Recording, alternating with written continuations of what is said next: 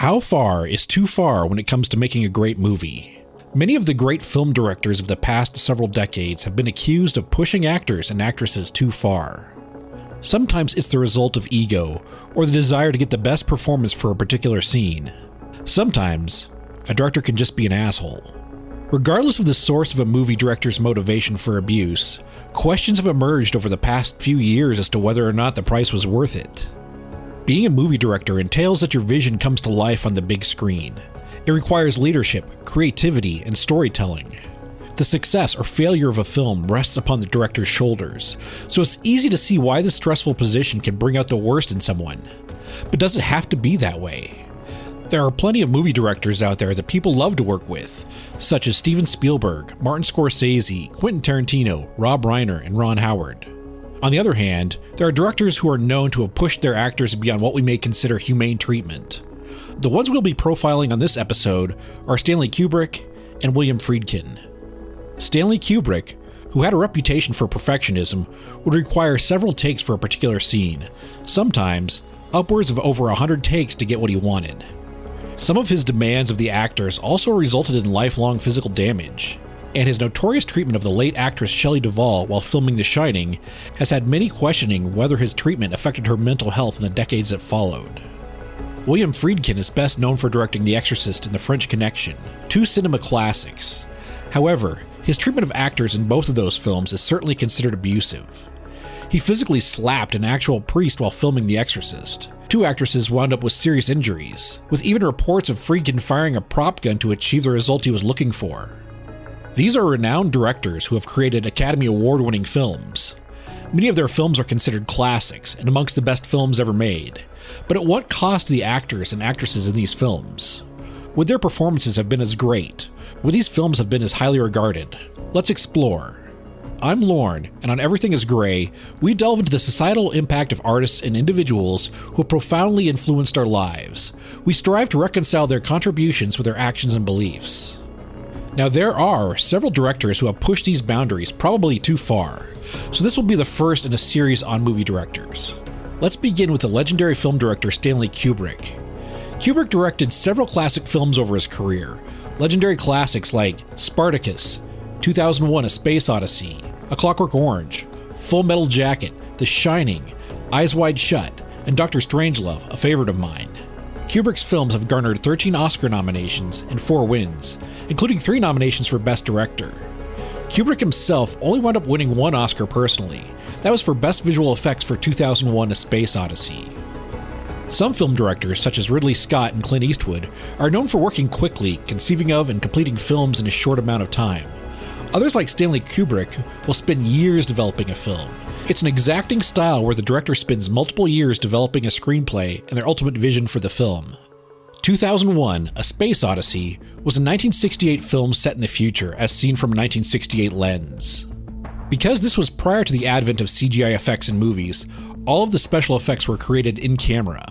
There were no green screen effects. All of the special effects of weightlessness and outer space were done with rotating sets, wires to hold the actors in place, and positioning the camera and actors to obscure the use of wires. While filming 2001, a stuntman, Bill Weston, experienced firsthand Kubrick's disregard for actors while searching for the best performance for his vision. Weston recounted in the book Space Odyssey by Michael Benson that he almost lost consciousness while being suspended over concrete 10 meters below with only 1 safety tether. Weston wanted 2 tethers, but Kubrick wouldn't allow it. Kubrick also wouldn't allow air holes in the back of Weston's helmet for fear the light would leak in through the back.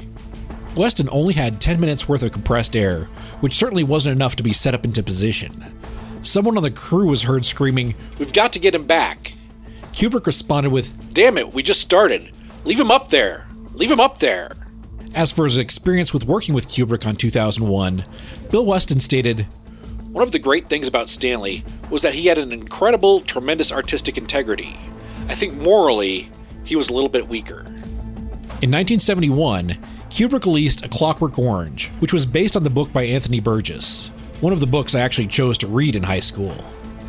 The release of this movie stirred a significant amount of controversy, mostly due to the over-the-top sexual violence perpetrated by Alex, the film's protagonist. Alex was brilliantly portrayed by the legendary Malcolm McDowell, which wound up being his most critically acclaimed performance. McDowell wound up suffering physical injuries while filming A Clockwork Orange. There's a famous scene where Alex undergoes a controversial procedure to rehabilitate his violent ways. Part of the procedure involves Alex being forced to watch violent imagery. During this treatment, Alex is strapped to a chair with his eyes mechanically pried open. A doctor then proceeds to manually drop solution into his eyes to prevent them from drying out. During the filming of this scene, Malcolm McDowell wound up getting his cornea scratched in the process. Regarding the filming of the scene, McDowell stated, "So they scratched my corneas, and then a week later, Kubrick says, 'I've seen all this stuff and it's great, but I need a real close-up of the eye.' And I went, 'Well, why don't you do it on the stunt double? That's what he gets paid for. Malcolm, your eyes are... I can't do that.' So I had to go back in and do it again. And of course, they scratched my corneas again. Nothing like originally, but I knew it was coming. That was torture because I knew what to expect. But you know, it was worth it." Years later, here's what McDowell has to say about working with Stanley Kubrick. Genius? No. Michelangelo's a genius. John Ford is a genius, perhaps.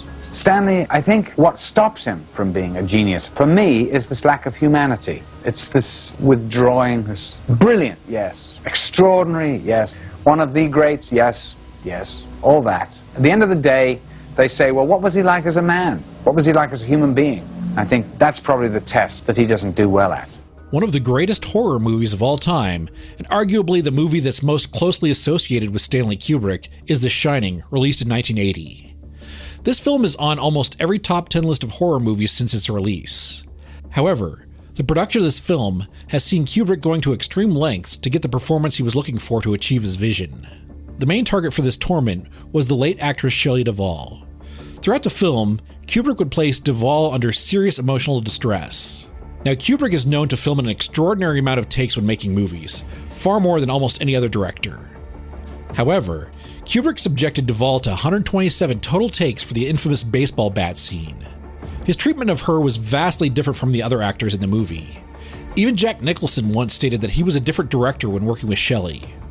The stress placed on her led to her hair falling out, an anxiety attack, and isolation from the rest of the cast and crew. We can see this combination of exhaustion and terror in her amazing performance in this film. But was it all necessary? Would the end result be different with a more humane treatment of the actress? For a person so charming and so likable, indeed lovable, he can do some pretty cruel things when you're filming. Because it seemed to me at times that the end justified the means. And I had to cry and hyperventilate and carry a little boy and run, for most of the time we shot. And that was about a year, a little over a year. I wouldn't trade the experience for anything. Why? Because of Stanley. And it was a fascinating learning experience. Jack Nicholson recounted that Scatman Crothers, who portrayed the head chef at the Overlook Hotel and shared the paranormal shining ability with Danny Torrance, was also tormented by Kubrick's perfectionism and disregard for actors' well-being. At the age of 70, Crothers was forced to film his discussion of The Shining with Danny over 100 times. While filming his death in the film, Crothers was forced to fall on the hard floor several times. According to Nicholson and Shelley, this culminated in Crothers breaking down and pleading to the director, "Please, Mr. Kubrick, I can't do it anymore." Because one day with the entire cast, we did 87 takes on about a 2-minute scene. 87 takes. And one scene now where I was getting out of the snowcat, walking in the snow to the hotel, back door of the hotel, 40 takes, no dialogue. So I says to Stanley, after being working with him for about 8 months, I says, what was wrong that time, Stanley? Was I walking in rhythm or was I walking out of rhythm? He says, no, Scat, says you walked just a little bit too far left. I said, okay. Kubrick's next monumental film was Full Metal Jacket, released 7 years after The Shining in 1987. For those who haven't seen it, it's a Vietnam War film split into 2 parts. The first part consists of Marines training for the war on Parris Island. The second half follows Matthew Modine's character Joker as a Marine reporter during the beginning of the Tet Offensive. The ordeal of filming this movie began early, as Kubrick, since the early 60s, would only film in the UK. This required areas of London to look like a war-torn Vietnam. To accomplish this, Kubrick required 300 palm trees to be imported from Spain. To play the part of Private Pyle, Vincent D'Onofrio, one of my favorite actors, was required by Kubrick to gain 70 pounds, which is a world record that still stands today. As a result of this weight gain and the repeated takes of performing Marine training drills, D'Onofrio wound up tearing ligaments in his knee. While the filming of Full Metal Jacket may have been grueling for the actors involved, it was still a far cry from the treatment of Scatman Crothers and Shelley Duvall in The Shining. Contrast the methods that Kubrick used to make Duvall scare with what Matthew Modine has to say. Directions were nothing eccentric about his directions. I mean, they were as straightforward as, Matthew, you're not going to do it that way, are you? Or one that he'd said as I'm marching into combat, was pulling the beard down, looking at me, coming over, whispering in my ear, look really scared. Artists have been known to push the boundaries of what's acceptable in order to achieve their artistic vision. But what is the cost of those who are potentially physically and psychologically harmed while helping to achieve that vision? There certainly can be other ways to draw a desired performance out of an actor. While a Vietnam War film or a haunted hotel can certainly bring out our most primal fears, there are examples where actors conveyed that terror and fear without ill treatment on set. Jodie Foster didn't require abuse or stress for her Oscar-winning role in The Silence of the Lambs. There are questions that are impossible to answer. Would Shelley Duvall have been so convincingly terrified if it weren't for Kubrick's treatment of her? To me, there's never been a more convincing portrayal of sheer terror on film. But could she have otherwise conveyed that same intensity if Kubrick had directed her in the same way that he directed Matthew Modine in Full Metal Jacket? Look really scared. There are very real repercussions to someone's psyche when placed under extreme duress. Shelley Duvall spent the last several years of her life suffering from mental illness. And again, she was exploited on TV by Dr. Phil. Dr. Phil's exploitation received near universal criticism. Kubrick's own daughter, Vivian Kubrick, stated in an open letter on Twitter, "Dear Dr. Phil, you're putting Shelley Duvall on show while she is suffering from a pitiable state of ill health. Unquestionably, this is purely a form of lurid and exploitative entertainment. It's appallingly cruel. Shelley Duvall was a movie star. Whatever dignity a mere unfortunate creature might have in this world is denied her by your displaying her in this way. I recoil in complete disgust. I hope others will join me in boycotting your utterly heartless form of entertainment because it has nothing to do with compassionate healing. Sincerely disgusted, Vivian Kubrick." Perhaps Kubrick realized this with the gentler treatment of Matthew Modine several years after the completion of The Shining. What's interesting is that all of these actors have stated that their experience filming with Kubrick was worth it for the end result, including Malcolm McDowell, Shelley Duvall, and Matthew Modine. There's an interesting power dynamic that has only come to light in recent years. Just like with the Me Too movement, there are those who have the power in Hollywood, famous directors, actors, and producers, who have taken advantage of less powerful actors and actresses. The fear of speaking out for the sake of maintaining their career was always omnipresent, and still is to some degree. So when an actor states in a media interview that it was worth it, it can potentially be them trying to maintain a happy face with their eyes on their future career. Do we know this for sure? Of course not. We've all been through trials where we've been forced to push ourselves out of our comfort zone, only to emerge on the other side proud of our accomplishments, knowing we faced down adversity and emerged stronger. But the difference is that when we put ourselves through these trials, we are consenting to do it. We make the conscious decision to push ourselves through these tribulations. A young actress in the 1970s may not know what they were getting themselves into. We've seen that the desire to make a groundbreaking and critically acclaimed horror movie can bring out a disregard for actors in search of the perfect performance, the perfect special effects. Which brings us to our next director, William Friedkin, who directed the critically acclaimed film The Exorcist. But we'll get to The Exorcist in a little bit. Let's start with Friedkin's film, The French Connection, another favorite of mine. I have a thing for the gritty 1970s films. The French Connection was a gritty police movie that wound up winning 5 Oscars, including Best Picture, Best Actor for the late great Gene Hackman, and Best Director for William Friedkin. There were reports that Friedkin wasn't able to get the anger out of Hackman's performance like he wanted, so he allegedly slapped Hackman. While these reports are unsubstantiated, Friedkin did admit to slapping an actor in The Exorcist. Hackman portrayed the protagonist in The French Connection, a character named Popeye Doyle based upon the real-life New York cop Eddie Egan. Popeye Doyle was far from the police detectives we see in film today. He was a deeply flawed man, perhaps even categorized as an anti-hero. Doyle was a racist and was more violent towards black and Hispanic suspects than white suspects. He planted evidence and performed illegal searches, perhaps not all that different from the actual New York cops of the 1970s. I don't think I'd ever been pushed as much by a director either, which was really good for me. I was intrigued that Billy had such a command of what he wanted to do with the film. And Billy's the kind of guy, a perfectionist, that if he doesn't see it, it's not there. And so you just have to keep at it until it becomes there.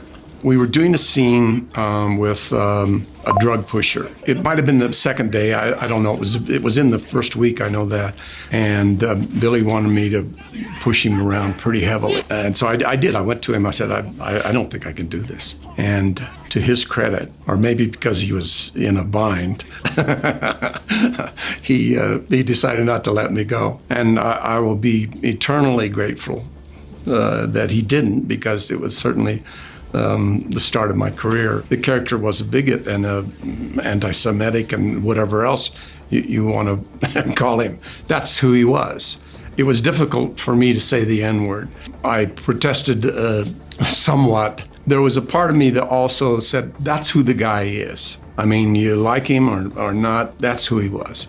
You couldn't really whitewash him. To get this gritty portrayal, especially from an actor who is hesitant to reach into the darkness of the Popeye Doyle character, Friedkin would hurl insults at Hackman.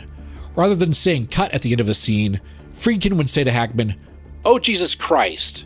Pal, you better get a day job." While this certainly doesn't cross the line as far as abuse towards an actor goes, at least compared to Kubrick, Friedkin's next film, The Exorcist, pushed the line even further. The Exorcist is a legendary film, often cited as the scariest movie of all time. I still can't talk my daughter into watching it. But one of the major issues that arose from the filming of this movie were the injuries suffered by the cast during what were oftentimes grueling conditions. Ellen Burstyn, who portrayed Regan McNeil's mother, sustained a major injury while filming the scene where her possessed daughter kicks her across the room.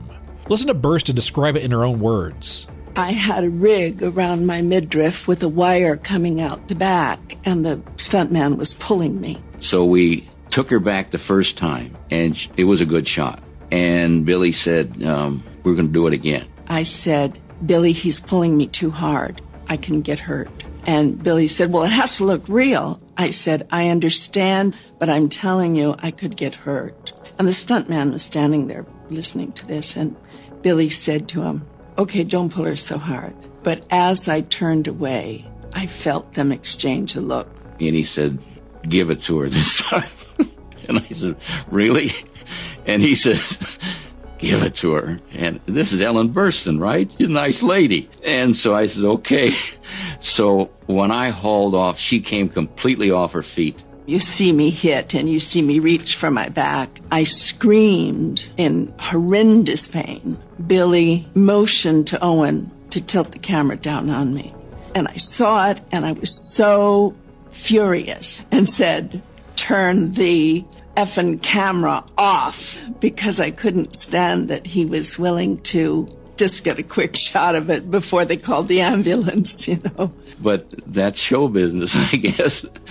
It was way beyond what anyone needs to do to make a movie. In essence, Friedkin basically disregarded the actress's safety in order to get the extreme shot he wanted for the film. This was before the advent of CGI, so most special effects had to be performed for the camera. Regardless of the lasting injury that Friedkin had caused Ellen Burstyn, he was very cavalier about it in later years. He was quoted in The Guardian telling the interviewer, "Ellen Burstyn never lost a day's work, let's put it that way. There was no insurance claim, and she's worked steadily ever since. I'm sure she was hurt by the fall. You fall on your backside, it's gonna hurt. But she wasn't injured, and for that I say thank God." In a separate interview, Friedkin stated, "If I hadn't let the stuntman do that with the force that he did, she would have had to do it over and over and over again.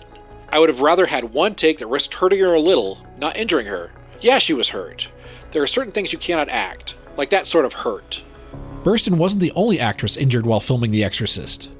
At age 14, Linda Blair perfectly straddled the duality of an innocent girl and the possessed version of her. When her character of Regan McNeil was convulsing in a bed while it was levitating, the harness would bang on her spine. While filming the scene, she screamed out, "Please make it stop. It hurts. It burns." I said to Billy, if I was a devil, I'd get up and grab her, and I would thrash her. I would let her know. He said, go ahead and do it. It's a rigging that Marcel Vaucotier came up with that was a mold of my back, and it was like a hard metal and then they had like a brace around my stomach, and then it was laced up on the sides. It was actually manually pumped by some big men on the other side of the wall. I could throw her up and back, and I had her. And the lacing came loose while I was being thrown, and so as I went forward, the piece was coming back. The dialogue was, please make it stop, it hurts, it burns, whatever. I didn't know what to do, and so I'm just yelling, it hurts really, really, and somebody thought I yelled Billy. And I actually never broke character. She wanted out. She wanted really out. She was really getting thrashed. That's the footage I use in the movie where I'm crying my eyes out because they are brutally damaging my back. The end result would be scoliosis that would haunt her for years. She was quoted as saying, "I had a lot of difficulty living with the aftermath of The Exorcist. The back injury was far more serious than I ever imagined and really affected my health negatively for a long time." Of course, this is before many of the protections for minor actors were in place. Father William O'Malley, a real Jesuit priest who portrayed Father Dyer in The Exorcist, learned firsthand the lengths that Friedkin would go to get the performance he was looking for. Regarding his treatment of Father O'Malley, Friedkin has this to say. Do you physically attack people you work with? Well, a priest in The Exorcist. He was not an actor. He was a priest. And it was 4 o'clock in the morning, and we were freezing. And he had to give the last rites to his friend who had just plunged from the top of a flight of steps.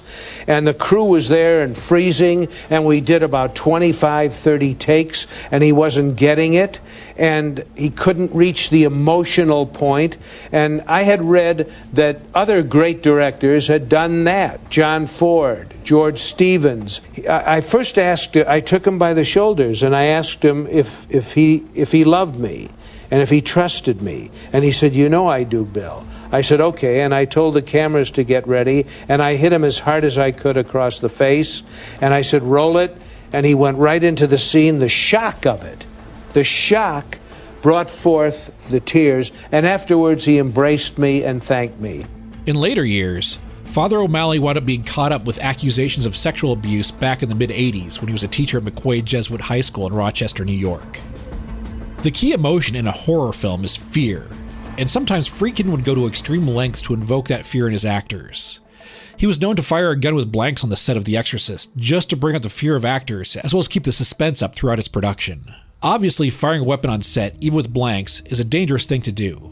Actors have gotten permanent hearing damage even when the firing is anticipated on a film shoot. But he also liked to stimulate the actors. That was what his feeling was. So he would sometimes shoot off a gun or something when he wanted someone to look startled. And I told him, I said, never do that again. You know, I'm an actor. I don't need all these artificial stimulants. What if you went a little bit to the right? And Friedkin says, "It's all right, we got Jack Nicholson in the wings." Billy would fire guns all the time. The end result is certainly a masterpiece, but how would it have been filmed today? Directors will sometimes go to extreme lengths to capture their vision, and sometimes the process of capturing that vision will push actors and crew members to unacceptable limits. While the films we've discussed in this episode are decades old, we would be complacent to assume that such extremes, such hubris as to imperil a cast and crew, are no longer the case. Recent films such as Rust, which saw crew member Helena Hutchins killed in a firearms accident, or the ill-fated Midnight Rider, where camera assistant Sarah Jones was killed because of an illegal film shoot on railroad tracks, with dozens more injured. The artistic vision of a movie director doesn't require disregard for actors and crew members. Art is a reflection of humanity, and the disregard for humanity while creating art is a slippery slope that begs the question of, why are we creating art to begin with? There are so many other questions to ask, there are many other directors to cover, and we've got a list. So this isn't the last you've heard of us regarding movie directors who have pushed the boundaries too far. I'm Lauren with Everything is Gray. Thanks for listening. This episode is dedicated to those who have been injured or traumatized in the name of art.